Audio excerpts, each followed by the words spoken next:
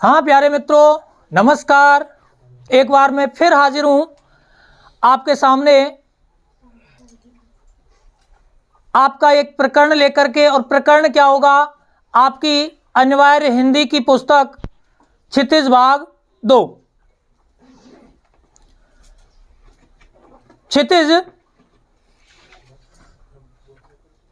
भाग 2 जो राजस्थान माध्यमिक शिक्षा बोर्ड अजमेर के द्वारा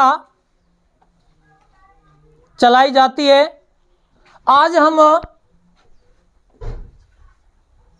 इसका पहला अध्याय और पहला अध्याय सूरदास, उस सूरदास जी के साहित्यिक बारे में थोड़ी चर्चा करेंगे और इसके बाद इनके पदों को व्याख्यात्मक रूप में समझेंगे। प्रिय विद्यार्थियों, जैसा कि सूरदास जी के बारे में कहा जाता है कि इनका जो जन्म हुआ था संवत 1540 में हुआ। कब हुआ? संवत 1540 में हुआ था।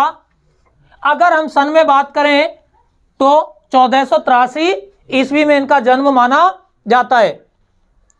इनकी जो मृत्यु हुई थी संवत 1620।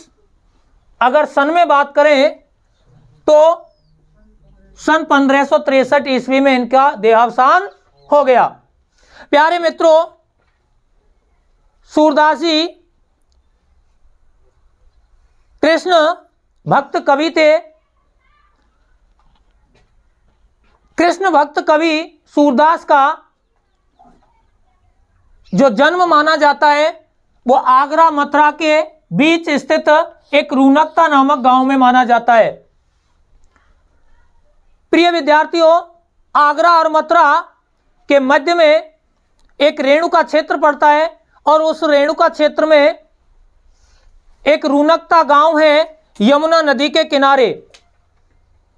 वहां पर इनका जन्म हुआ था। लेकिन इनके जन्म स्थान के बारे में विद्वानों में मतभेद है। क्या है? मतभेद है। कुछ विद्वान इनका जो जन्म मानते हैं रूनकता में ना मानकर दिल्ली के निकट, किसके निकट? दिल्ली के निकट सिही नामक गांव में मानते हैं। किसमें मानते हैं? सिही नामक गांव में मानते हैं। इनके जो पिताजी थे, पिताजी का नाम रामदास था और गुरु का नाम बल्लवाचार्य था। प्रिय विद्यार्थियों, वार्ता साहित्य व भक्तमाल के अनुसार ये सारस्वत ब्राह्मण माने जाते हैं। क्या माने जाते हैं? किसके आधार पर माने जाते हैं? वार्ता साहित्य एवं भक्तमाल के अनुसार। ऐसा कहा जाता है कि सूरदास जी जन्मांध थे और अंधे होने के कारण ये एक अंधकूप में गिर पड़े। 6 दिन तक उसी अंधकूप में पड़े रहे। 6 दिन के बाद भगवान श्री कृष्ण ने सूरदास जी को दर्शन दिए और उन्हें सनेत्र कर दिया। किसे? सूरदास जी को सनेत्र कर दिया, अर्थात उनकी आंखें खोल दी। सूरदास जी ने कृष्ण के दर्शन किए और प्रणाम किया। कृष्ण ने जब सूरदास से कहा कि तुम्हें जो कुछ मांगना है वो मांग लीजिए, तो प्यारे विद्यार्थियों, सूरदास जी ने कृष्ण से क्या मांगा कि प्रभु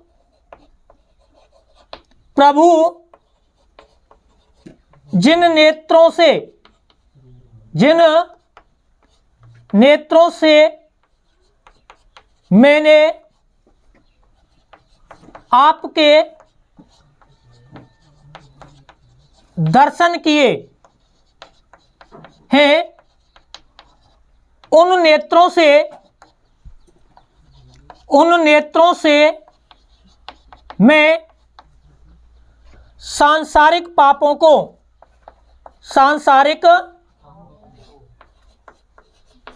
पापों को देखना नहीं चाहता, देखना नहीं चाहता हूं। प्यारे विद्यार्थियों, किसी की कही हुई बात को ज्यों की त्यों जब लिखते हैं तो उसे दोहरे उद्धरण चिन्ह में बंद कर देते हैं। किस में कर देते हैं? दोहरे उद्धरण चिन्ह में बंद कर देते हैं। तो सूरदास ने श्री कृष्ण से क्या मांगा कि प्रभु, जिन नेत्रों से मैंने आपके दर्शन किए हैं, उन नेत्रों से मैं सांसारिक पापों को देखना नहीं चाहता। उसी समय सूरदास जी के नेत्र सदा के लिए बंद हो जाते हैं और उन्हें प्रज्ञा चक्षु ज्ञान प्राप्त हो जाता है। प्यारे विद्यार्थियों, सूरदास जी की जो उपलब्ध रचनाएं हैं वो 3 हैं। कौन कौन सी? एक तो सूर सागर, साहित्य लहरी और सूर सारावली। इनमें इनकी प्रसिद्धि का जो आधार माना जाता है वो कौन सा माना जाता है? सूर सागर माना जाता है। कौन सा माना जाता है? सूर सागर माना जाता है। और सूर सागर से ही आपके इस अध्याय में कुछ पद लिए गए हैं और सूर सागर के भ्रमर गीत से कुछ पद लिए गए हैं। उन पदों को थोड़ा सा हम जानते हैं, गेय शैली में है और गेय शैली में हम क्या करेंगे, उनका थोड़ा सा विस्तार से अध्ययन करते हैं। ठीक है,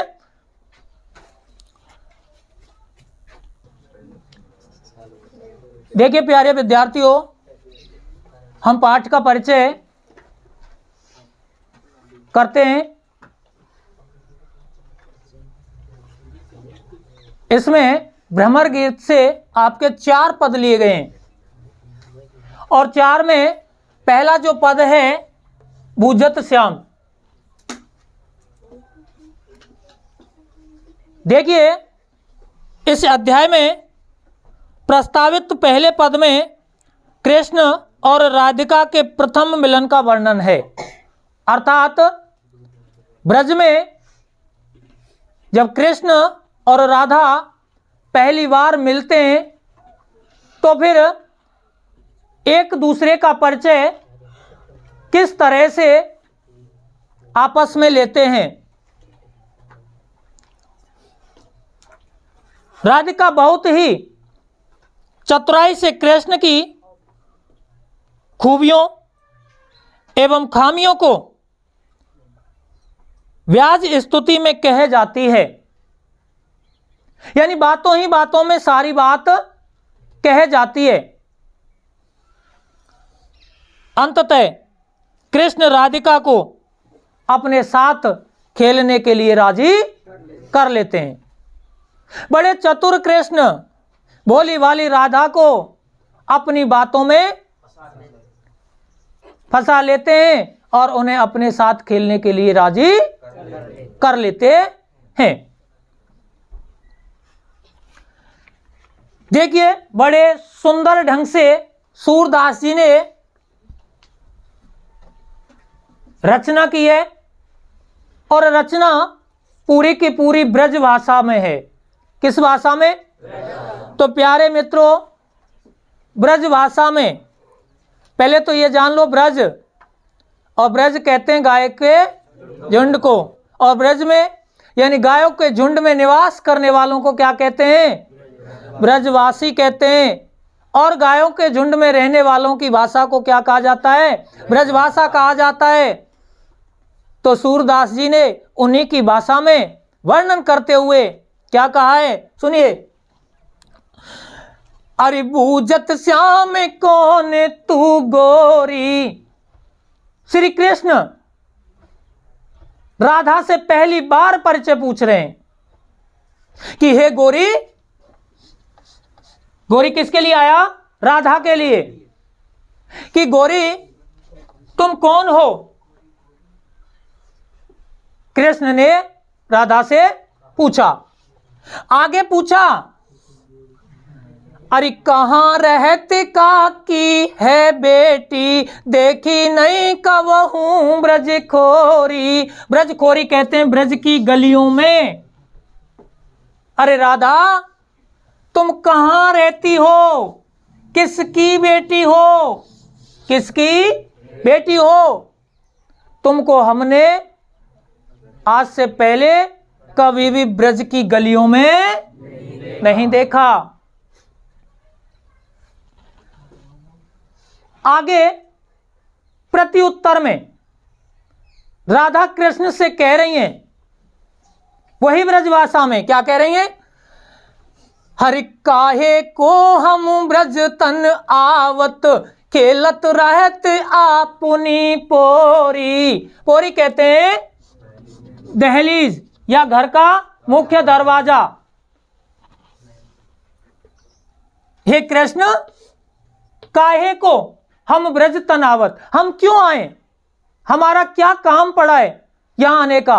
हम ब्रज में नहीं आती, हम तो खेलत रहत आपनी पोरी, हम तो अपने घर के मुख्य दरवाजा अर्थात दहलीज पर ही खेलती रहती हैं। किसने कहा? राधा ने कहा कृष्ण से। आगे बड़ी चतुराई से राधा बोली, क्या बोली मित्रों? हर सुनत रहत श्रवणन नंद डोटा, करत फिरत माखन दधि चोरी। सुनती रहती हैं। कौन? राधा बोली कि हम तो अपने कानों से, श्रवणनी, अपने कानों से इतना तो सुनाए हमने। क्या सुनाए? कि कोई नंद डोटा, डोटा कहते हैं पुत्र को, कि नंद का कोई बेटा है, नंद का कोई बेटा है, करत फिरत माखन दधी चोरी, और वो मक्खन और दही की चोरी करता फिरता है। आगे कृष्ण बोले कि भाई ठीक है राधा, तुमने हमको चोर तो बना ही दिया, ठीक है हम चोर ही सही, हम चोर ही सही। अरे तुमरो कहा चोर हम ले ही, खेलन चला संग मिल जोरी। हे राधा ठीक है, एक बात बताओ, हमने तुम्हारा क्या चुराया, हमने तुम्हारा क्या चुराया है जो आप हमको चोर कह रही हैं? लेकिन ठीक है हम चोर ही सही, पर राधा चलो संग मिल करके, जोड़ी बना करके खेलते हैं। और कृष्ण ने उस भोली भाली राधा को बातों ही बातों में, सूरदास जी कहते हैं कि सूरदास प्रभु रस की शिरोमन, बातन बुरई राधिका भोरी। बड़ी भोली भाली राधा, बहका लिया श्री कृष्ण ने बातों ही बातों में। सूरदास जी कहते हैं रसिक शिरोमणि, रसों में शिरोमणि कौन? श्री कृष्ण ने राधा को बातों ही बातों में बहका लिया। सुंदर ब्रजभाषा का प्रयोग किया गया है इसमें। क्या किया गया है? एक बार और पढ़ लेते हैं, सुनिए। कि बूझत श्याम कौन तू गोरी, कहाँ रहती काकी है बेटी, देखी नहीं कबहू ब्रज खोरी। आगे राधा बोली कि काहे को हम ब्रज तन आवत, खेलत रहती आपनी पोरी। आगे राधा क्या बोली? अरे सुनत रहत श्रवणन नंद डोटा, करत फिरत माखन दधि चोरी। तुमरो कहा चोर हम ले हैं, खेलन चलो संग मिल जोरी। सूरदास प्रभु रस की शिरोमन, बातन बुरई राधिका भोरी। बातों ही बातों में, सूरदास जी कहते हैं कि बातों ही बातों में रसों के शिरोमणि श्री कृष्ण ने सीता को, सॉरी राधा को बातों ही बातों में बहका लिया और अपने साथ खेलने के लिए राजी कर लिया। पहला पद हमारा हो गया। अब दूसरे पद की ओर आगे बढ़ते हैं और दूसरे पद में गोपियों एवं उद्धव के मध्य संवाद होता है। श्री कृष्ण गोकुल को छोड़ करके अर्थात गोपियों को छोड़ करके जब मथुरा चले जाते हैं, कहाँ चले जाते हैं? मथुरा चले जाते हैं, तो उन्हें न जाने क्या क्या कहती हैं गोपियां। उद्धव जब संदेश वाहक के रूप में गोपियों को समझाने के लिए आते हैं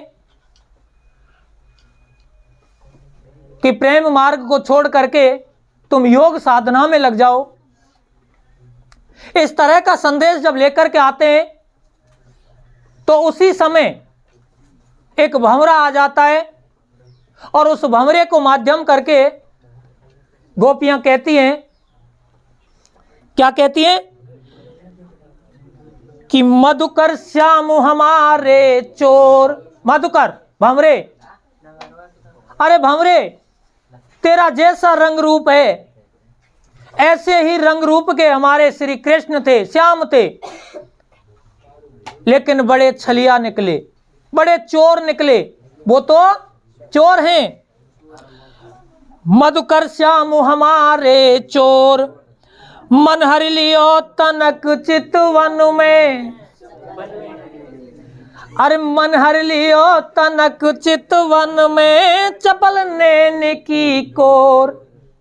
यानी तिरछी नजरों से, चंचल नेत्रों के कोनों से उन श्री कृष्ण ने हमारे मन का हरण। गोपियां बड़े सुंदर ढंग से कह रही हैं कि कृष्ण हमारे चोर हैं, कृष्ण हमारे, उन्होंने हमारे मन का हरण और तनक मात्र तिरछी नजर से हमारे मन का हरण। आगे क्या कह रहे कि हे मधुकर, हे भंवरे,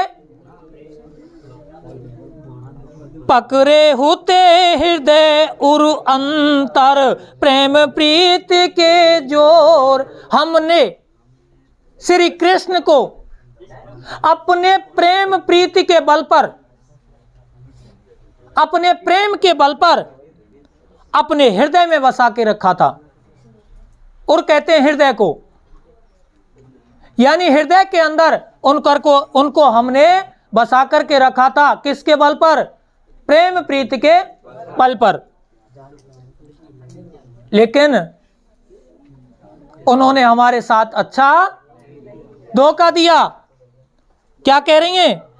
हर गए चढ़ाई तोर सब बंधन, दे गए हसन अकोर। अकोर कहते हैं रिश्वत को। अकोर किसे कहते हैं? हसन माने हंसी रूपी रिश्वत दे करके प्रेम के सारे बंधनों को तोड़ करके श्री कृष्ण चले गए। चौक परी जागत निस्बीती। जागत निस्बीती, जागत माने जागते हुए, निसी कहते हैं रात, जागते हुए पूरी रात बीत गई। जैसे ही प्रातः हुआ और उद्धव को देखा तो वो चौंक पड़ी, क्योंकि श्री कृष्ण नहीं आए थे। कौन आया था? संदेश वाहक आया था। हरि चौक परी जागत निस्बीती, दूत मिलो एक भोर। भोर यहाँ उद्धव के लिए आया, ध्यान रखना। भोर का अर्थ होता है भंवरा, लेकिन भंवरे को माध्यम करके व्यंग कर रही है किस पर? उद्धव से, कि पूरी रात जागते ही व्यतीत हो गई और जैसे ही उद्धव द्वार पर खड़ा हुआ दिखाई दिया, या भंवरा जैसे ही हमें दिखाई दिया, तो हम चौंक पड़ी, चौंक गई अचानक। सूरदास प्रभु सर्वस्व लूटो, नागर नवल किशोर। सूरदास जी कहते हैं कि नागर यानी चतुर, नवल किशोर यानी श्री कृष्ण ने। सूरदास जी कहते हैं कि गोपियां कहते हैं उस चतुर चालाक श्री कृष्ण ने हमारा सब कुछ लूट लिया है। अर्थात वो प्रेम के बंधनों को तोड़ करके चले गए। एक बार पढ़ लेते हैं इसको। ये शैली में, मधुकर श्याम हमारे चोर, मधुकर श्याम हमारे चोर, मन हर लियो तनक चितवन में, चपल देने की कोर।